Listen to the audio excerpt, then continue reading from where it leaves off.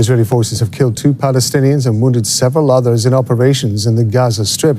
It comes as the US has announced the launch of the second phase of the Gaza ceasefire agreement. Special Envoy Steve Witkoff shared the news in a social media post, writing that Phase 2 establishes a transitional technocratic Palestinian administration in Gaza, the National Committee for the Administration of Gaza. He also wrote that it begins the full demilitarization and reconstruction of Gaza, primarily the disarmament of all unauthorized personnel.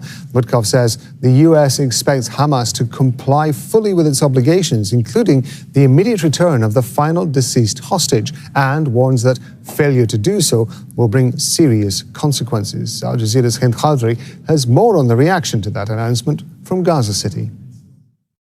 Palestinians in Gaza have been hearing that the second phase of ceasefire is beginning. Palestinians here are telling us that they're very desperate, frustrated, and anxious about the second phase of the ceasefire.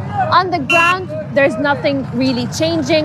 The reality shows that the ceasefire did not really take into effect, where we're still hearing drones, we're still hearing explosions from time to another, but also Palestinians were promised that the Rafah crossing is going to open. They were promised that the reconstruction of the Gaza Strip is going to start, and also the withdrawal of the Israeli forces from the Gaza Strip. But what is happening on the ground is totally different. This second phase ceasefire announcement is only symbolic, where Palestinians totally believe that this won't make any change on the ground.